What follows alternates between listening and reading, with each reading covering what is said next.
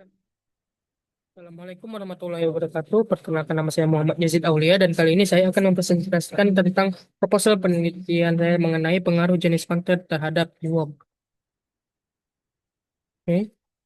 Nah, di zaman sekarang media sosial itu telah menjadi bagian penting untuk perusahaan bagi dari segi strategi ataupun penjualan karena kemampuan sosial media mencakup audiens secara luas dan membangun interaksi ke konsumennya. Nah, Toko Tokopedia sendiri memanfaatkan Facebook sebagai media promosi dan interaksi melalui berbagai jenis kontennya untuk meningkatkan perhatian dan keterlibatan penggunanya.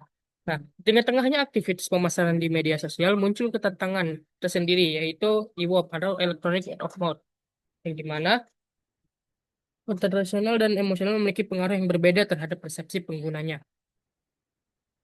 Oke, di penelitian ini rumusan masalahnya adalah bagaimana persepsi pengguna Facebook terhadap jenis konten yang dipublikasikan oleh akun media, jenis konten apa yang paling berpengaruh dalam IWOM, dan bagaimana hubungan antara jenis konten IWOM berdasarkan analisis persamaan model struktural.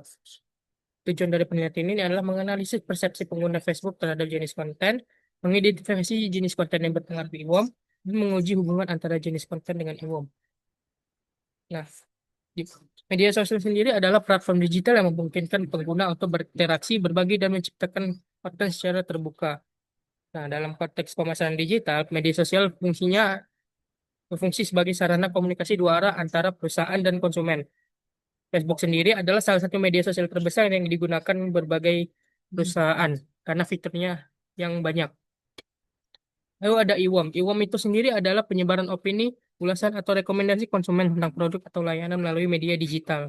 IWOM sendiri dapat meningkatkan kepercayaan merek dengan mendorong daya beli konsumen, sehingga menjadi elemen penting dalam strategi pemasaran online. Jenis-jenis konten yang ada di penelitian ini ada dua, yaitu rasional konten yang berfokus kepada informasi faktual, dan juga emosional konten yang berfokus kepada narasi, humor, atau visual yang membangkitkan emosi. Lalu ada persepsi pengguna yang ada adalah proses penilaian pengguna terhadap suatu konten berdasarkan pengalaman, kebutuhan, dan harapan mereka. Metode yang digunakan adalah persamaan model struktural atau SEM, yaitu metode analisis statistik multivariat lanjutan yang digunakan untuk menguji hubungan kasus antar variabel laten dengan indikator-indikatornya. Istilah-istilah yang ada dalam SEM terkadang ada variabel laten, variabel eksogen, variabel endogen, modul pengukuran, dan modul struktural. Hubungan dalam SEM dibagi menjadi dua, yaitu hubungan langsung dan hubungan tidak langsung. Nah, di penelitian. Untuk lanjutannya, SEM yang digunakan pada penelitian ini adalah Covariant Based Structural Model atau CBSEM. CBSEM menggunakan pendekatan berbasis covariance yang berusaha meminimalkan perbedaan antara matriks covariance sampel dengan matriks covariance yang diprediksi.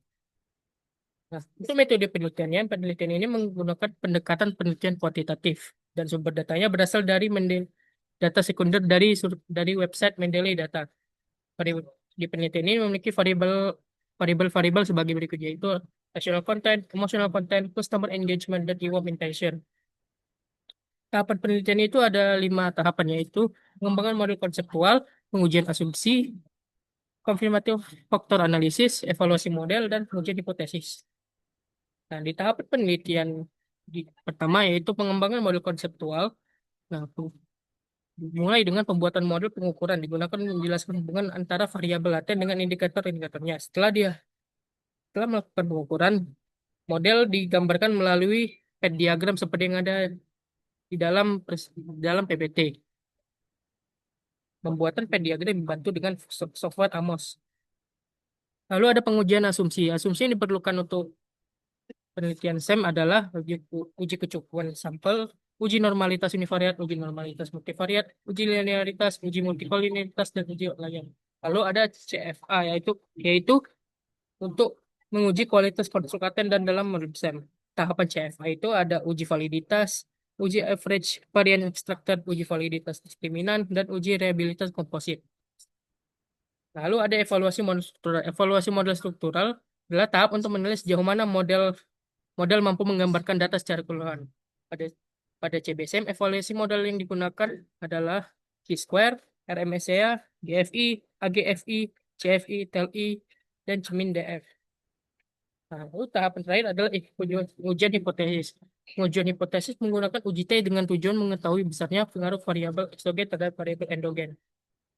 Untuk kriteria pengujiannya, variabel dapat dikatakan berpengaruh atau hipotesisnya diterima jika nilai T statistik lebih besar dari tabel atau nilai p-value-nya kurang dari 0,05. Hipotesis-hipotesis yang ada seperti yang ada dalam presentasi, seperti rational content berpengaruh positif terhadap customer engagement dan lain sebagainya. Itulah itu saja presentasi dari Profesor penelitian saya. Apabila ada kesalahan mohon dimaafkan. Yang tutup, wabillahi taufiq wal hidayah. Wassalamualaikum warahmatullahi wabarakatuh.